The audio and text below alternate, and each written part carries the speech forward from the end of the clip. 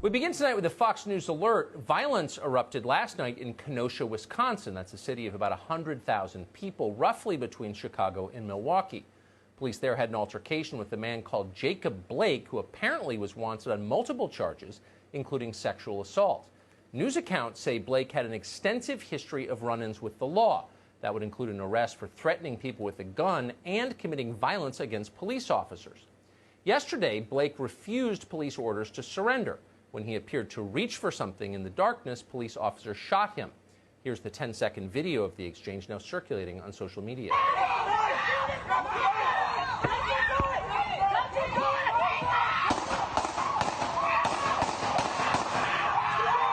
Jacob Blake is in the hospital tonight. News accounts say he's expected to survive his wounds. An investigation into exactly what happened late yesterday afternoon in Kenosha is underway.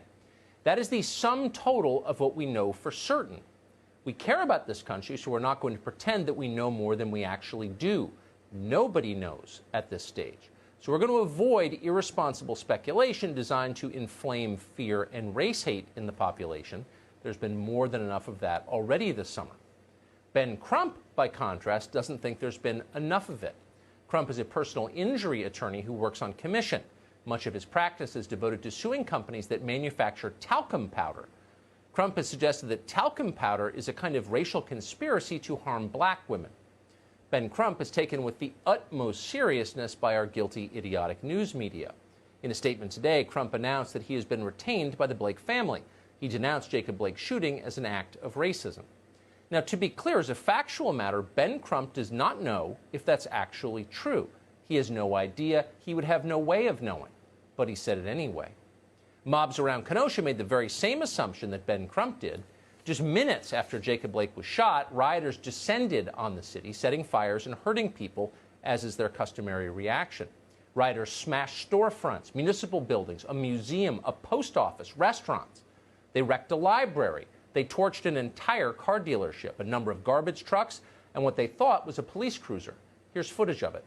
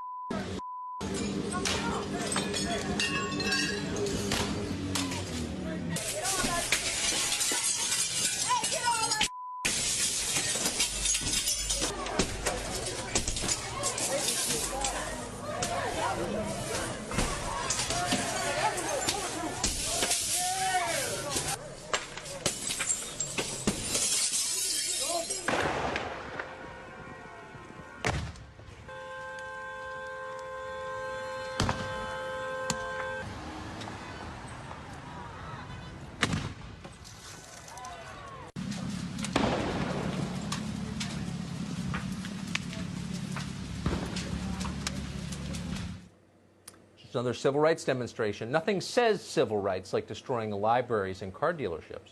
In parts of Kenosha, police officers found themselves surrounded. Mobs pressed in from all sides. At one point, rioters threw Molotov cocktails. One officer was hit in the head with a brick. He dropped to the pavement unconscious. The mob cheered. The police are trying to leave Kenosha, but they're not letting them.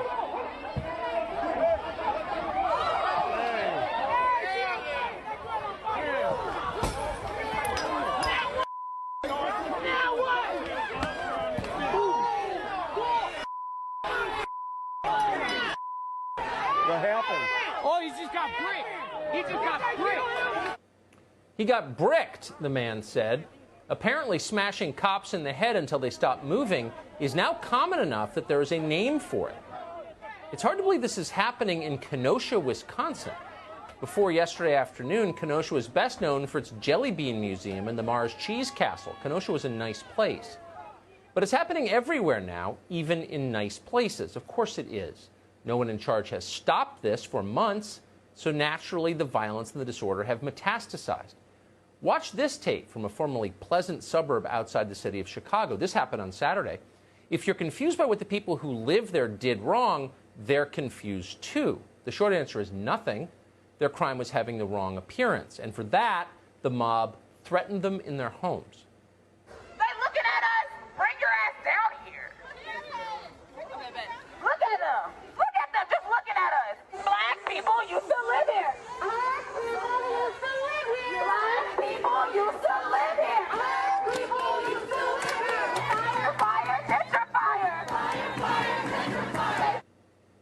Get down here, they scream. What is that? Well, it's a threat. How long before these people do what they did to the car dealership in Kenosha? We may find out. Where's the Justice Department here? Where's the so-called Civil Rights Division? Nowhere to be found. It's a joke.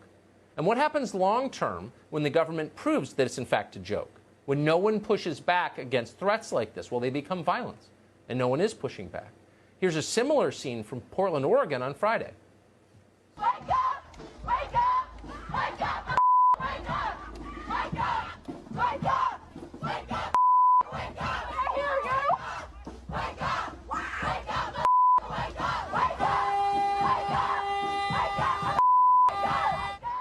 Wake up! You may not live in Portland, Oregon, but imagine if you did. Imagine if they did that on your street, the street that you pay taxes to maintain. Your kid's asleep upstairs. All of a sudden, a mob is shining lights in your windows in the middle of the night and screaming threats and obscenities at your family. What would you do if that happened? Would you cower inside and take it? Let's hope you wouldn't. When decent people stay fearful and passive, things fall apart. Many wrongly assume they can buy their way out of the chaos by hanging the right signs in their yards or mouthing the correct political slogans. Maybe if I seem sympathetic, they'll leave my family alone. Yeah, no. That's wishful thinking. It won't work. It never works. Because the point is not to convince you of anything. The point is to crush you and to humiliate you in front of your family. Take a look at this church in Kenosha from last night. It's a Unitarian congregation, so of course they put the fashionably correct words on the billboard outside. Did the mob care? No, they didn't care. They burned it anyway. So who exactly are the people doing this, the people committing violence across the country? Well, in a phrase, it's thugs led by nihilists. Most of the looting is done by criminals and opportunists, people who want free stuff from Hermes and the Nike store. But all of the politics are controlled by angry people who went to college, educated people with an agenda. Watch this interview with a BLM activist at the University of Illinois.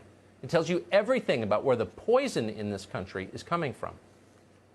Protesters say police have no business working with students when they're responsible for striking Black Lives Matter demonstrators. I didn't even hit the ground. My head didn't even get a chance to hit the ground. I hit my megaphone, and I still got a concussion. That's how hard a grown white man wearing a uniform that I paid for him to wear, that's how hard he pushed me. I don't want the next Jeff Bezos out of this school. I don't want the next Bill Gates, Steve Jobs. I want the next Nelson Mandela. I want the next Angela Davis. I want the next Assata Shakur. I want the next Assata Shakur. Who's Assata Shakur? Otherwise known as Joanne Chesimard of Flushing, Queens. Well, she's a kidnapper. She's a murderer. She murdered a cop. She's an escaped prison inmate who has spent the past 36 years hiding in Cuba, sucking up to the Castros and being deified by American college professors. If you have kids in college, they probably know all about Assata Shakur. They probably revere her. They've been taught to. Assata Shakur is exactly the kind of student that kid hopes the University of Illinois will produce. And increasingly, that's exactly the kind of student our colleges do produce. Democratic politicians applaud this, the rise of mindless radicalism, of violence, of destruction. Why? Because it means more votes for them. And that's why, since Memorial Day, they have encouraged violence in the streets. They're no longer hiding it. They weren't hiding it yesterday. After last night's riots in Kenosha, both the city's Democratic mayor and the governor of Wisconsin, Democrat Tony Evers, took the side of the rioters. They did it instantly before the facts were in. They took the side of the rioters. Does that surprise you? It shouldn't. We spent all last week watching the leaders of the Democratic Party make excuses for the destruction of American cities at their convention. They benefit from it, and that's how you know